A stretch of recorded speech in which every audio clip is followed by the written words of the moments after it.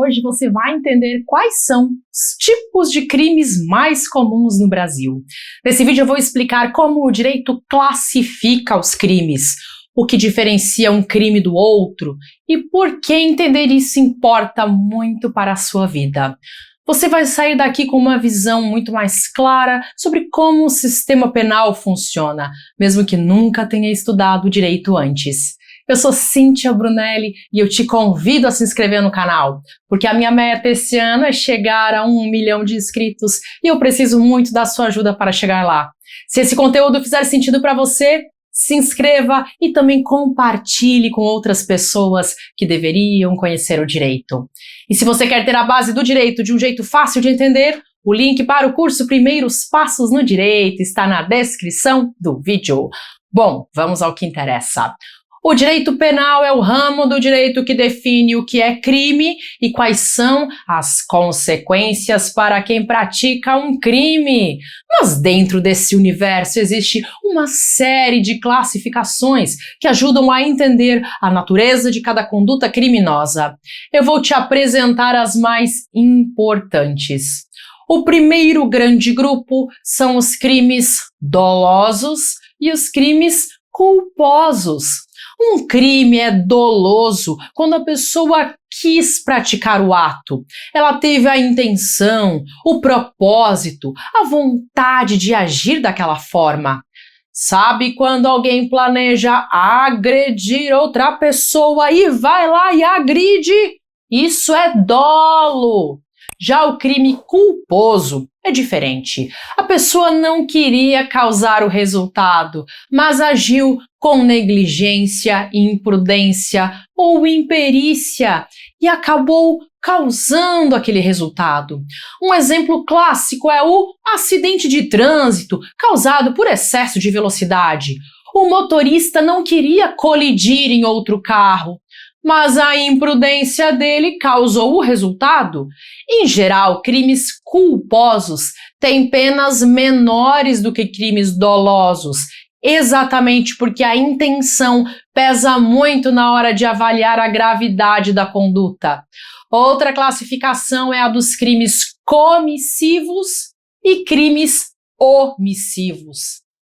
O crime comissivo é aquele em que a pessoa faz algo que não deveria fazer. O crime comissivo tem a ver com fazer alguma coisa. Por exemplo, pegar algo que pertence a outra pessoa. Já o crime omissivo é aquele em que a pessoa deixa de fazer algo que deveria fazer. Imaginem que Tício é salva-vidas e vê uma criança se afogando. Se ele, podendo agir, não age, ele pode responder por omissão de socorro ou até por homicídio, dependendo das circunstâncias. A omissão, em certos casos, é tão grave quanto a ação.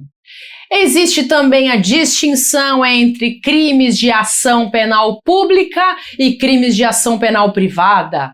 Na ação penal pública, quem denuncia o acusado é o Ministério Público, o MP. Isso acontece na maioria dos crimes. Já na ação penal privada, só a vítima ou o seu representante legal pode mover a ação. Um exemplo disso são certos crimes contra a honra, como a calúnia entre particulares, sem repercussão pública.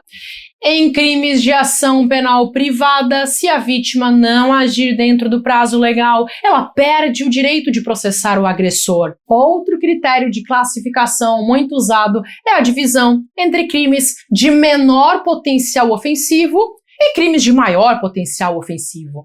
Os crimes de menor potencial ofensivo são aqueles com pena máxima de até 2 anos.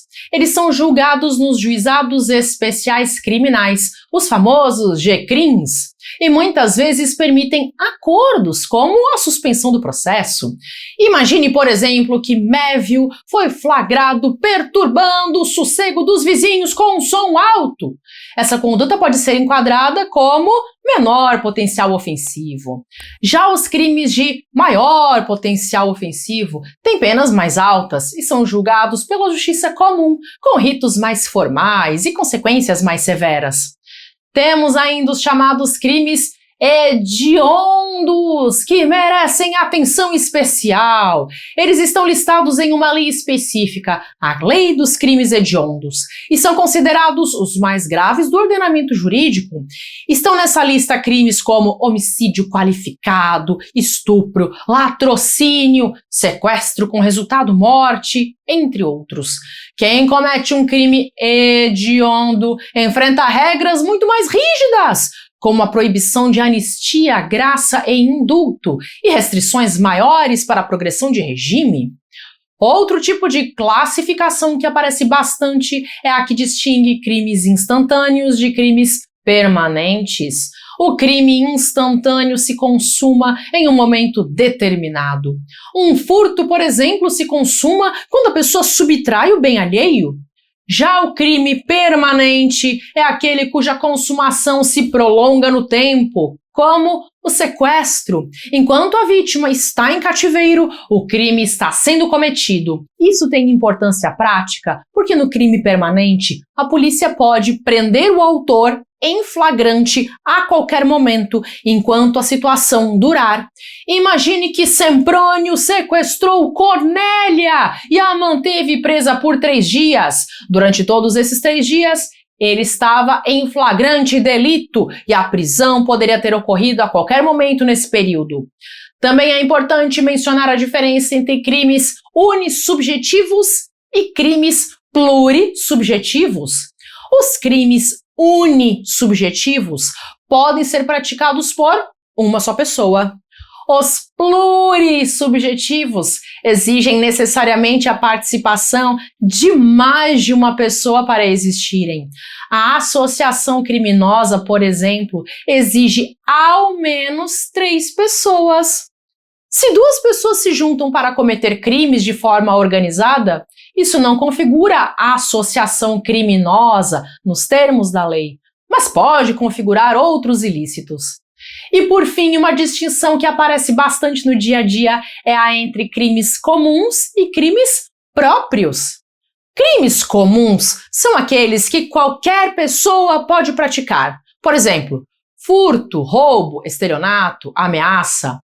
Esses são crimes considerados comuns, porque podem ser cometidos por qualquer pessoa da sociedade. Já os crimes próprios são aqueles que só podem ser praticados por uma categoria específica de pessoas. O peculato, por exemplo, é um crime que só pode ser cometido por funcionário público, porque é o crime em que um funcionário público se apropria de um bem ou de um valor que um funcionário tem posse em razão do cargo público. Por exemplo, um funcionário público que surrupia um notebook da sua repartição pública e o leva para sua casa para uso particular. Isso é peculato. Já um cidadão que se apropria de bens ou valores alheios comete outro crime, mas não peculato, pois ele não estava na posse em razão de um cargo público. Perceba que conhecer o direito te coloca em uma posição diferente na sociedade, porque você passa a entender as regras do jogo. Se você chegou até aqui, deixe o seu comentário com a frase: todo mundo deveria conhecer o direito. Todo mundo deveria conhecer o direito. Parabéns por ter chegado até aqui. Não é todo mundo que busca esse tipo de conhecimento. No começo é normal ter um pouco de dificuldade para entender o direito. O sistema é vasto, os termos são muitos e dá a impressão de que vai demorar muito para alguém entender. Mas o segredo é seguir em frente, um passo de cada vez. O meu canal está aqui para isso. É para pessoas como você que eu estou aqui trazendo conteúdo semana após semana. Agora deixa eu te falar uma coisa. Quando eu comecei a estudar o direito, eu me senti exatamente como muita gente se sente hoje. Perdida, sem saber por onde começar, achando que aquilo não era para mim. Com o tempo eu fui descobrindo que existe uma lógica no direito que poucos entendem e que muitas vezes nem mesmo as faculdades sabem ensinar da forma certa. Quando eu aprendi essa lógica, tudo ficou mais fácil. E foi por isso que eu criei o curso Primeiros Passos no Direito. Ele é para quem está começando agora e quer construir uma base sólida de um jeito que qualquer pessoa consegue entender. Se você já se sentiu confuso tentando entender o direito, saiba que isso não é falta de capacidade sua. É apenas falta de base, e base se constrói. Não saber o direito pode custar caro, e tem muita gente que se aproveita da ignorância das pessoas para tirar vantagem. Quando você entende o direito, você se protege. E a boa notícia é que você pode testar o curso por 7 dias, sem compromisso. Se não for para você, é só pedir o reembolso. O link para acessar os Primeiros Passos no Direito está na descrição do vídeo. Mas olha, se esse ainda não for o momento certo para entrar no curso, pelo motivo que for, tá tudo bem também. O curso é o caminho mais rápido, mas você também pode continuar aprendendo através dos vídeos gratuitos aqui do canal. Se você assistir alguns vídeos por dia, em pouco tempo você já vai notar uma diferença real na forma como você entende o direito. Faça isso. Para certos grupos é muito conveniente que as pessoas não conheçam o direito. Pessoas desinformadas são mais fáceis de manipular, de enganar, de silenciar. Conhecer o direito é um ato de autonomia, é um ato de proteção, é cuidar de você mesmo. Por isso, seja como for que você escolha aprender, continue, não pare. Eu vou deixar aqui uma lista de vídeos gratuitos do canal para você assistir agora mesmo. Escolha um que te interesse e assista pelo menos mais um vídeo hoje. Cada vídeo é um passo a mais na direção certa. Até!